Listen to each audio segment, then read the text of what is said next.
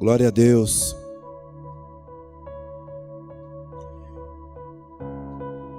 Ageu é considerado um dos profetas menores. A Bíblia, ela tem seus livros poéticos, tem os livros dos patriarcas, e aí tem os dos profetas e os profetas menores. E esse homem, e esse profeta, ele fez 2 capítulos da Bíblia. E eu creio que o Senhor, Ele sempre manda profetas a um povo. Deus manda profeta a um povo sedento da sua palavra. Isso nós podemos ver que o Senhor, Ele, na época dos patriarcas, Ele usava principalmente a teofania, a cristofania, um homem vinha, o próprio Cristo vinha e falava com os patriarcas. Na época dos juízes, Deus, ele também mandava os seus anjos, e sempre mandando uma palavra de acordo que aquelas pessoas precisavam ouvir. E a palavra do Senhor, e o profeta de uma geração, a tendência é indicar o caminho. A tendência de um profeta é para indicar. Ele vem para exaltar, ele vem para edificar, ele vem para alertar, mas tudo isso é para mostrar o caminho do Senhor, o caminho aonde leva a Deus. E uma coisa muito interessante aqui, irmãos, eu já posso trazer a primeira palavra, o primeiro toque que o Senhor passa para cada um de nós. Talvez você se sinta como um profeta menor, mas eu quero dizer uma coisa para você. Você é o profeta desta geração. Deus colocou uma palavra no teu coração para que você pudesse usar essa palavra por onde você andar. Às vezes você pensa que o profeta é quem? Aquele homem, aquela mulher que é muito usado pela palavra de Deus, ou até mesmo em visões, em revelações, dentro de uma igreja. Mas eu quero dizer uma coisa: o Senhor está procurando profetas que vão profetizar em escolas, em momento a pandemia, em momento talvez de uma fila de um banco, ou de um supermercado, ou de uma caixa econômica. Deus, Ele está aí esperando que você abra a sua boca e profetiza para uma nação que está sedenta de Deus. E eu quero dizer uma coisa: não tenho muito costume de dar títulos às minhas pregações, até porque eu não me sinto um pregador. Mas eu quero dizer uma coisa: você é o profeta desta geração. E eu quero começar a ler aqui, a discorrer aqui alguns versículos do capítulo 2. Eu quero fazer uma leitura. Eu estou usando a Bíblia de estudo chamado A Mensagem. Provavelmente, se você for ler juntamente comigo, você vai ter alguns problemas, porque ela tem uma leitura diferente. E ela fala assim: no dia 21 do 7º mês, a palavra do Eterno, ela veio por meio do profeta Ageu, da qual dizia: diga ao governador Zorobabel, filho de Seutiel, e ao sacerdote príncipe Josué, filho de Josadaque, e a todo o povo. Ali o Senhor, Ele vai falar com o governador ele vai falar com um dos principais, mas ele também vai falar a todo o povo. Alguém aqui viu o templo como era antigo, de antigamente? Todo cheio de glória? Você vê agora? Não muito certo. Então, mãos à obra, Zorobabel. O Eterno está ordenando. Mãos à obra, todo o povo. O Eterno está ordenando. Sim, mãos à obra, porque eu estou com você. O Senhor dos Exércitos, o anjo está falando. Ponha-te em prática da palavra que eu dei a vocês por meio das alianças, quando saíram do Egito. Então, estou vivendo e respirando no meio de vocês agora. Não sejam tímidos, não se acanhem. Foi isto que o Senhor dos Exércitos disse. Antes que vocês se deem conta, vou sacudir os céus, as terras, o oceano e os campos. Vou sacudir e derrubar toda a nação pagã. Eles trarão toneladas de riqueza e vou encher o templo com brilho. O Senhor dos Exércitos, o anjo, está dizendo: toda a prata e todo o ouro é meu. É o decreto do Senhor dos Exércitos. Amados irmãos, essa palavra o Senhor colocou no meu coração na sexta-feira. Inclusive no culto da minha empresa, eu fui convidado a trazer uma palavra, da qual eu falei sobre essa palavra. Mas eu sei que o Senhor, Ele faz nova todo dia a tua palavra. E estávamos nos lembrando, irmãos, quando Davi, ele chega com talvez um monte de planta. O velho Davi, ele chega com um monte de planta, deve colocar em cima da sua mesa palaciana, e fala uma coisa ao seu filho Salomão: Salomão, Deus colocou algo no meu coração, em fazer uma casa para ele. Antigamente nós adoramos a Deus através de uma caixa, aonde tinha 2 querubins e aonde nós adorávamos a Deus. Mas foi Deus que ordenou aquilo a Moisés. Mas eu estou sentindo algo de Deus, e eu quero fazer uma coisa que jamais alguém fez para Deus. Eu quero fazer um lugar, eu quero fazer uma casa, aonde nós possamos entrar e adorar ao Senhor. Porque Deus, Ele havia ordenado, mas eu quero poder dar mais. Eu quero poder fazer mais para o Senhor. Eu quero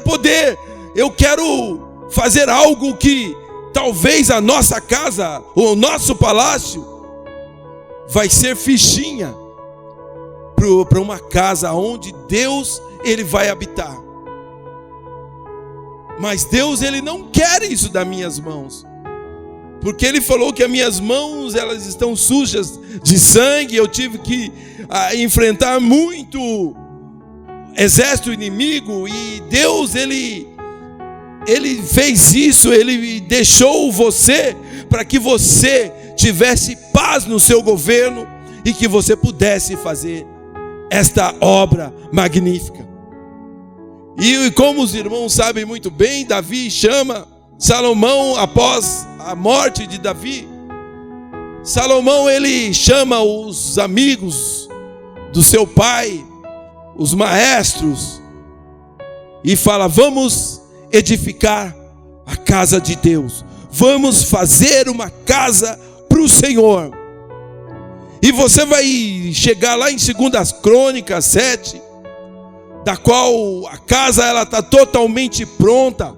Há muito ouro, há muita prata, há muito objetos que foram tirados das profundezas do mar para fazer o mais perfeita oferta para Deus. O intuito de Davi, quando ele tinha desenhado aquele templo, era dele oferecer o melhor para Deus. Ele ofereceu o que tinha de melhor na face da terra para o Senhor. E eu quero dizer uma coisa para você: você pode fazer essa oferta para o Senhor. Como assim, pastor? Eu vou dar tudo o que eu tenho? Tudo que você tem já é dele. Tudo que você tem já pertence a Ele. Agora, uma coisa que você precisa ofertar ao Senhor, sabe o que é? É o melhor louvor, é a melhor gratidão, dizer o quanto você ama a esse Deus maravilhoso, que te deu a vida, que te deu esse respirar, que te deu tudo isso. E hoje, nós estarmos aqui, podemos falar desse amor maravilhoso. Não há uma oferta, não há dinheiro, não há nada que possa ser mais valioso para o Senhor do que a nossa oferta de gratidão que sai do nosso coração. Então é isso que eu quero pedir para você. Fale o quanto o Senhor Ele fez na sua vida, o quanto você é grato a Ele. Faça uma declaração de amor a esse Deus tão maravilhoso, da qual Ele se despiu de toda a glória, de toda a honra, desceu aqui à terra, Ele morreu por você e por mim, e hoje estamos aqui, somos livres para adorá-lo. Mas aquele templo, ele foi feito, e no dia da sua inauguração, alguns dias, o povo não conseguia nem se conter ali dentro daquele templo, porque a glória era tão grande que eles pareciam que estavam todos embriagados pela presença do Senhor. E provavelmente eles passaram muitos dias adorando ao único que é digno de receber toda a glória, toda a honra naquele lugar. E o tempo foi passando. O grande problema é quando a gente vê as nossas adversidades, que nós paramos de confiar naquele Deus que deu a promessa para nós, e nós começamos a nos preocupar com as leves e momentâneas tribulações. Olha para o vizinho e dá uma olhadinha que ele começa a ser mais próspero que eu, que sou filho de Deus. Então aquele povo começa a olhar, mas tem aquele povo que o povo de Deus começava a olhar para o povo que não servia a Deus e falar assim: mas eles são mais prósperos, eles têm um Deus lá chamado Mamon, e eles adoram aquele Deus, e as colheitas deles são boas. Eu quero saber de uma coisa: eu vou parar de fazer aquele ano sabático que o Senhor me ordenou a fazer. Eu não vou mais parar, não vou mais fazer aquelas coisas, porque enquanto nós estamos parados, a terra não está produzindo. Então anula-se esse momento sabático. Vamos trabalhar, vamos fazer as nossas colheitas, vamos fazer o nosso plantio. Mas tem uns deuses lá também que é muito bom, e olha só a nação do outro. Será que Deus vai ligar muito da gente começar a adorar um outro Deus somente naquele momento? Porque a gente já adora Deus de segunda a sexta. Talvez sábado e domingo a gente pode adorar um outro Deus, ao Deus da colheita. Será que não pode? Mas eu quero dizer uma coisa. Deus, toda a glória pertence a Ele. Todo louvor pertence a Ele. Você não tem como negociar louvor, gratidão, a não ser aquele que único que é digno de receber todo louvor, toda a nossa gratidão, toda a nossa devoção ao Deus que desde o nosso antepassado Ele está aguardando. Ele guardou os meus pais, os meus avós, os meus bisavós. Sempre Deus, Ele esteve presente. Sempre Deus esteve presente. Agora, como nós podemos trocar esse Deus? Mas o povo de Israel trocou. O povo de Israel, ele fez isso. E como eu tinha falado que sempre há um profeta para uma geração, Deus manda Jeremias. E Deus, ele chega, ele começa a falar com o povo através de Jeremias. Mas Jeremias, ele tinha uma palavra dura. Jeremias, ele tinha uma palavra que ela não dava para engolir, porque ele falava, ele meio que chamava-nos de raça de víbora, que ele começa a falar que ele começava a ver um oleiro fazendo um vaso belo e bonito, e de repente aquele vaso se quebrava. E as pessoas, o que significa isso, Jeremias? Ele falava, é o que Deus vai fazer com você. É o que Deus vai fazer com você. Ele vai te quebrar e vai começar a fazer você de novo. Mas como? Sendo que eu já consegui todas as minhas coisas, sendo que eu já estou no auge da minha vida, e agora Deus vai começar a fazer tudo de novo, tudo do zero. Quando nós temos uma vida sem Deus, nós simplesmente sobrevivemos. Nós não temos a vida plena, porque vida plena é só com o nosso Deus, é só com Jesus. Não tem como você falar que vive uma vida feliz sem ter Jesus. Eu quero dizer uma coisa para você, meu querido. Há muitas pessoas. Eu tenho um sobrinho que ele nasceu num hospital, um belo de um hospital que tinha elevadores panorâmicos, ele tinha um monte de coisa. Um belo dia houve-se um tiro naquele hospital. Quem é que tinha acontecido, pastor? O dono daquele hospital, simplesmente na tua sala presidencial, na sua cadeira confortável, ele dá um tiro em sua cabeça. Eu quero dizer uma coisa, muita gente fala, mas por que ele fez isso? Porque não tinha Jesus. Ele não tinha Jesus. Quem não tem Jesus, ele não tem nada. Você pode ser um milionário, você pode ter ganho na Mega Sena, mas eu quero dizer uma coisa para você: a felicidade só se encontra em Jesus. A felicidade só se encontra em Jesus.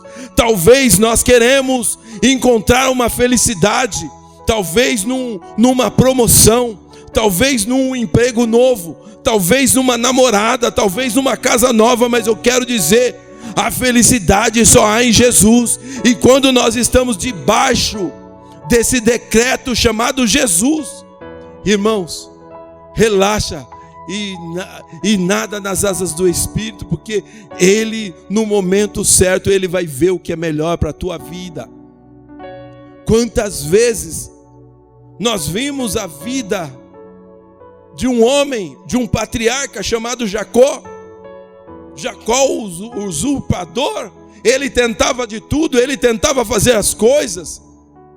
Mas tem um ditado na evangeliquez que fala assim: para todo Jacó existe um Labão. Enquanto a gente acha que somos espertos, sempre vai chegar uma pessoa mais esperta. Mas quando Jacó falou assim: não, eu não quero mais aquela vida, eu quero mudar a minha vida, eu quero ter algo novo do Senhor. O Senhor, a primeira coisa que ele fala é o seguinte: eu mudo o teu nome agora, Jacó. Você já não vai mais passar a chamar Jacó, o usurpador, ou aquele que fica pelo calcanhar. Agora você vai ser nação eleita, nação santa. Você agora é Israel de Deus. Eu quero dizer algo para você. Talvez a gente fique pensando na vida, mas será que Deus, Ele lembrou daquilo que eu fiz? Eu quero dizer uma coisa: em Cristo todas as coisas se fez nova. Nova criatura é todos aqueles que vivem no decreto do Senhor.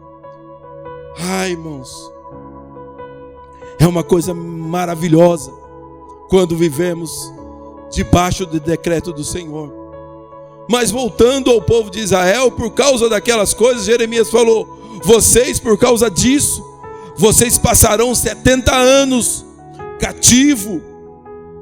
Vocês serão escravos de uma outra nação. Mas todo mundo fala: mas meu Deus, isso não é palavra. Isso não, como nós podemos fazer isso? Porque nós somos servos do Senhor.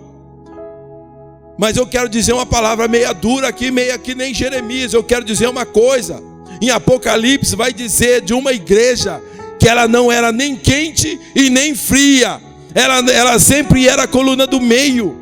Aquela igreja, ela talvez pensavam assim: ela é tradicional, ela é pentecostal, ela é o quê? Não, ela é mais ou menos, porque ela não é nem quente e nem fria. Então está ali no meio, né? Eu quero dizer uma coisa para você. Deus falou para aquela igreja, falou assim: ó, você veja o que você vai ser, ou quente ou frio, porque o morno eu vomito, eu rejeito. Eu quero dizer algo para você. O Senhor, Ele quer um voto de fidelidade. Nós sempre temos o costume de falar que Tu és fiel, Senhor. Sempre falamos que Deus é fiel e Ele é fiel. E nós? O que nós temos a oferecer ao nosso Deus? Sabe? A Bíblia, ela vai comparar a igreja do Senhor. Quem é a igreja do Senhor? É esse templo? São essas paredes? Não, irmãos. Nós não sabemos o que vai vir aqui. Deus, Ele vai falar de uma igreja. Essa igreja sou eu, essa igreja é você, é todos aqueles que louvam e exaltam o nome do Senhor. Mas Ele vai tratar a sua igreja como se fosse uma noiva. Uma noiva. A noiva, ela é muito interessante, porque enquanto ela é noiva, ela fala assim: ó, eu estou sendo separada para um noivo, para o meu noivo. E o que eu estou fazendo? Qual que era a atribuição de uma noiva? Tudo que ela fazia, ela comprava as coisas, ela falava assim: eu estou guardando o meu enxoval, eu estou fazendo o meu enxoval. Eu me lembro que na época, um pouco mais para trás, as moças, elas faziam os crochêzinhos, que eram as coisas delas. Hoje em dia as coisas são diferentes, mas elas compravam os copos, os talheres. Eu quero isso na minha casa. Eu quero talvez aquela Dona Benta, o desenho da Dona Benta no meu pano de prato. Elas se preocupavam, porque elas sabiam que um dia elas iam se encontrar com o teu noivo. É isso que nós temos que fazer. Nós temos que adornar os nossos vestidos. Nós temos que nos dedicar ao nosso noivo, que um dia ele vai vir nos buscar por uma morada santa. E hoje nós talvez estamos como aquele povo. Não queremos mais nos guardar para o nosso noivo. E o opróbrio veio para aquele povo. Aquele povo, ele começou a sofrer realmente aquilo que aquele profeta tinha falado há muito tempo atrás. Veio acontecer. O cativeiro veio, eles foram presos, eles foram ali proibido de falar o teu nome, proibido de usar as suas harpas e cantar louvores a Deus. Mas uma coisa eu quero dizer também para você: há um momento de cativeiro, mas também existe um momento da libertação. Há um momento de libertação, porque Jeremias fala: vocês vão sofrer durante 70 anos. Mas 70 anos vai passar. E eu quero dizer uma coisa: há um tempo novo para a igreja verdadeira do Senhor Jesus na face da terra. Eu sei, irmãos, que algumas igrejas cerrarão as suas portas. Algumas igrejas vão fechar. Pastor, é por causa de dinheiro? Não. Até porque eu creio assim: a nossa instituição, ela está fechada, com as suas portas fechadas. As nossas cadeiras estão amontoadas. Mas a igreja do Senhor, ela segue triunfante. A igreja do Senhor, ela segue trabalhando. Ela não está parada. Às vezes nós pensamos: não, mas nós temos que ter alguma coisa. Que tipo de atração é que nos leva a Jesus? Luz, câmera, ação, teclado, guitarra, contrabaixo? Às vezes nós queremos estar embriagado ou até mesmo fascinado por algo que não nos leva a Deus. Eu quero dizer uma coisa: tudo é para Ele. Tudo é para Ele. Até essa fumaça, que de vez em quando ela aparece aqui. Mas eu quero dizer uma coisa: só foi falar e soltar a fumaça. Oh Jesus, só foi falar e soltar a fumaça. Mas o que acontece? Tudo isso tem que ser para a glória e honra do Senhor. Esse não é a nossa real, não é a nossa primeira intenção de vir adorar, vir aqui na casa do Senhor.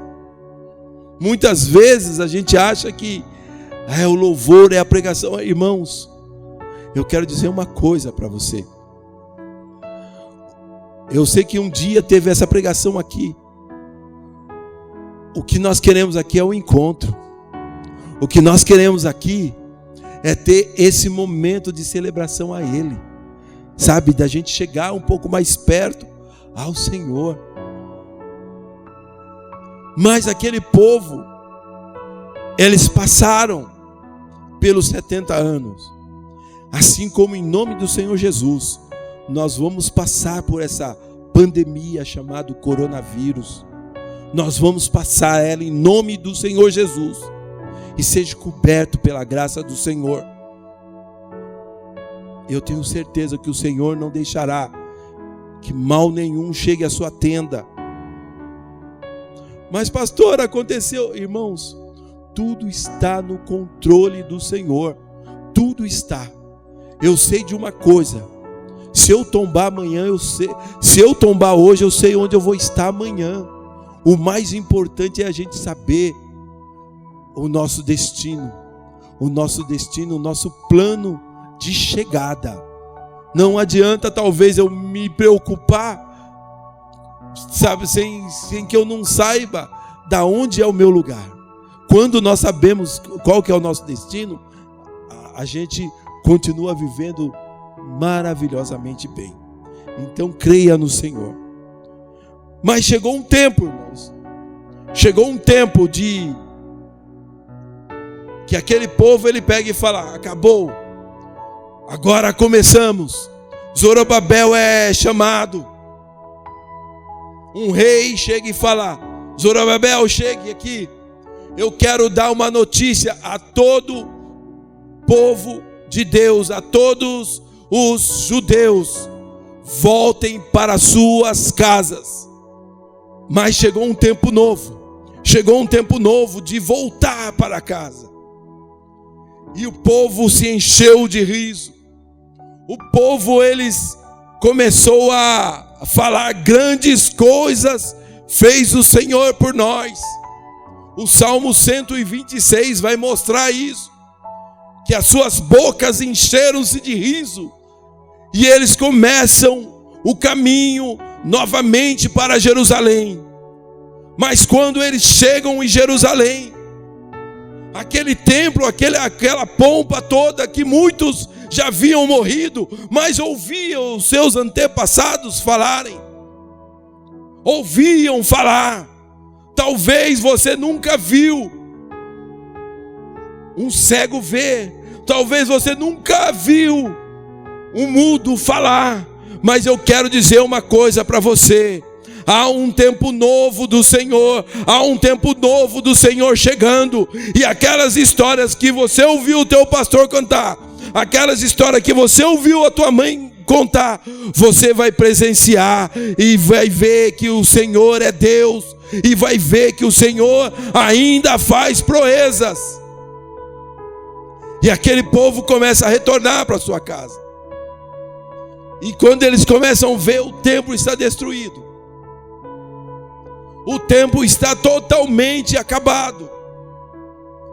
E eu quero dizer uma coisa aqui, que talvez o contentamento foi tão grande, que eles pararam de querer cuidar das coisas do Senhor, e começaram: deixa eu ajeitar minha vida, deixa eu pensar em mim, porque eu tenho que fazer minha casa, eu tenho que fazer as minhas coisas, eu tenho que fazer isso.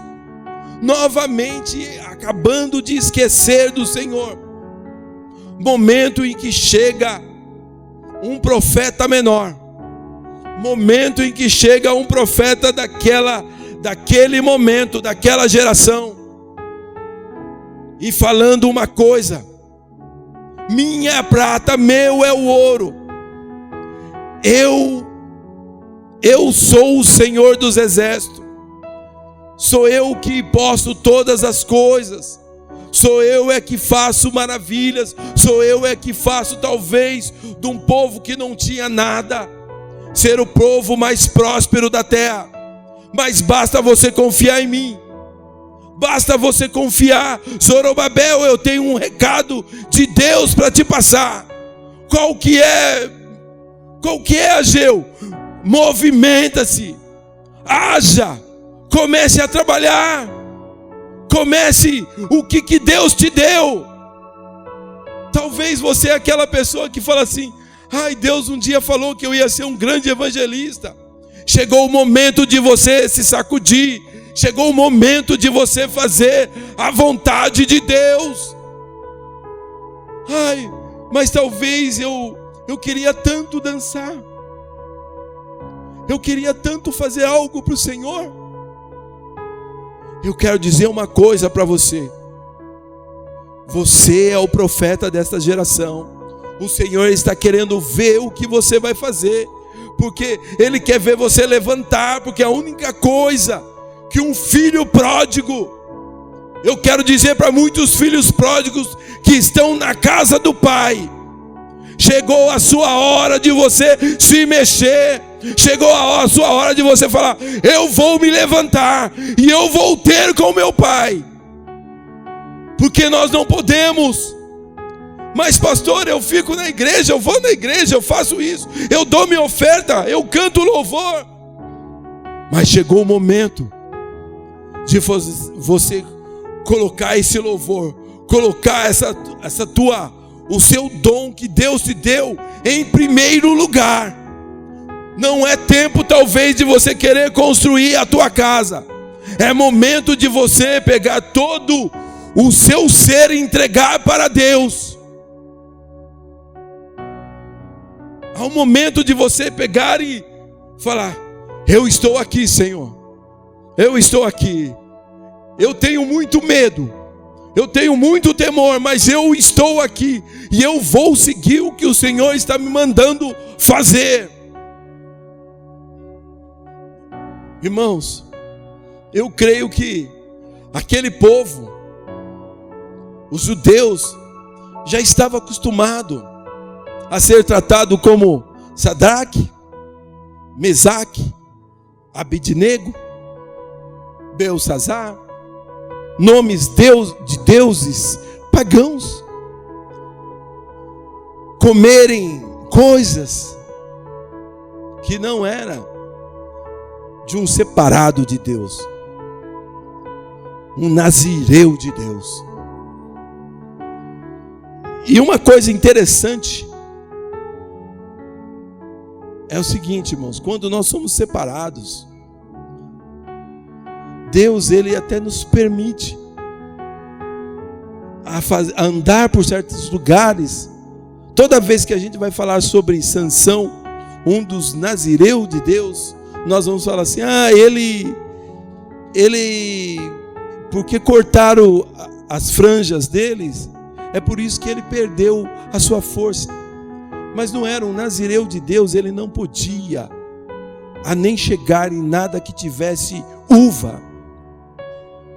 E Sansão era aquele cara que adorava cheirar as parreiras dos filisteus. Não podia tocar em morto. Ele fazia questão de ir lá e tocar na boca do leão do que havia morrido e comer um mel do leão. Ele foi ali, perdendo o seu contato, a sua intimidade com Deus. Pastor, o que é pecado? É desobediência. Toda vez que você está em desobediência, você vai se afastando do Senhor. E você não percebe. O nosso presidente, Jair Messias Bolsonaro, ele vai falar uma coisa. Ele vai falar sobre a síndrome do sapo na banheira quente. É mais ou menos isso.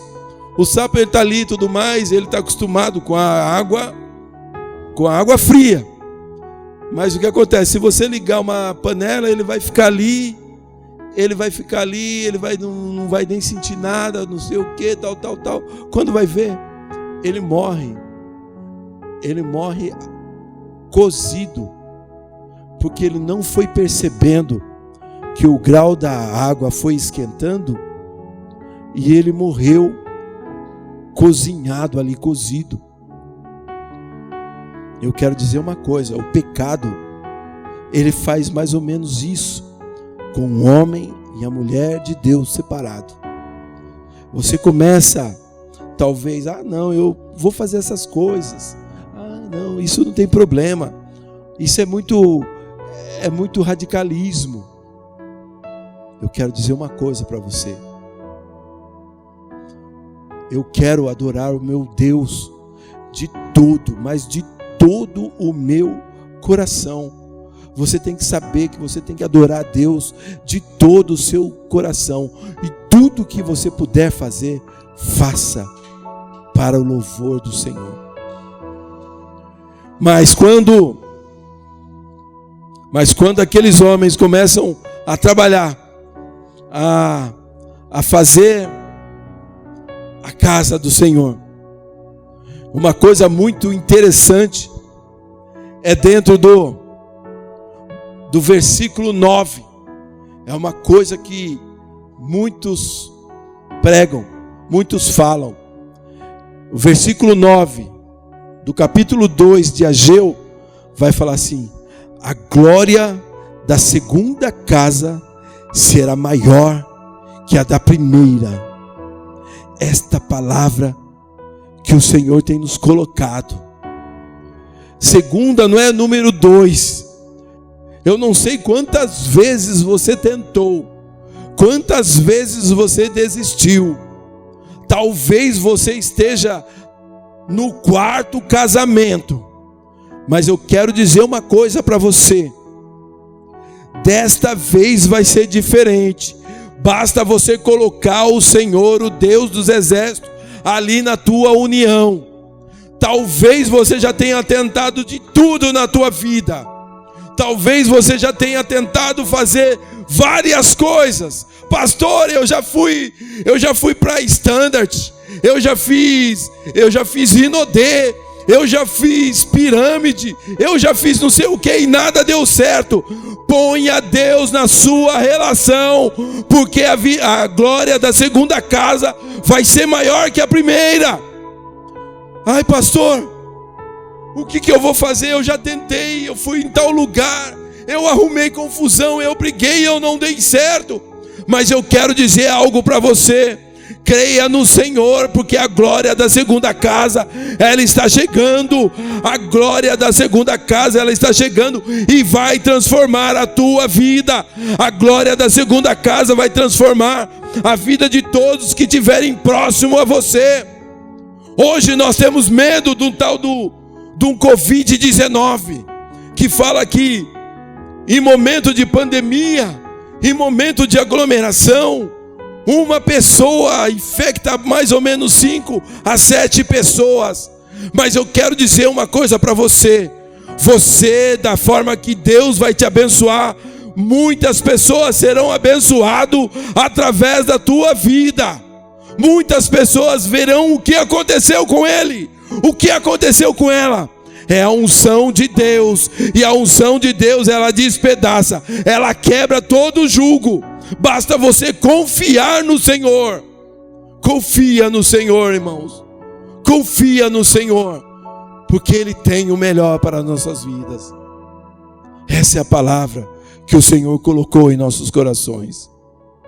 Queria mais uma vez chamar aqui o Ministério de Louvor. Nós vamos encerrar com o louvor.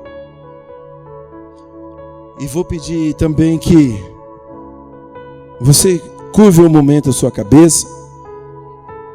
Quero orar a Deus por você.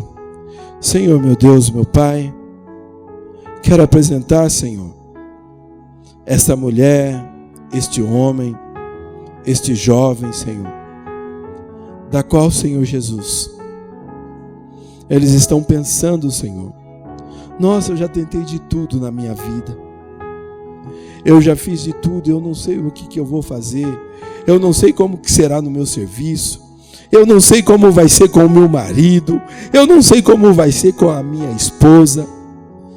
Mas eu quero pedir uma coisa, Senhor: que o Deus dos exércitos, o Deus que operou maravilhas em Abraão, em Isaac, em Jacó, deu o livramento para o teu povo, Senhor Jesus, no Egito, Senhor, usando Moisés, ó Pai. Trouxe os juízes, ó Pai Celestial, da qual sempre estava apontando o caminho. Ó Pai Celestial, vieram os profetas, Senhor, falando: ó, eu sou contigo. Essa é a palavra que o Senhor está mandando para você. Ele está te vendo, Ele está com você.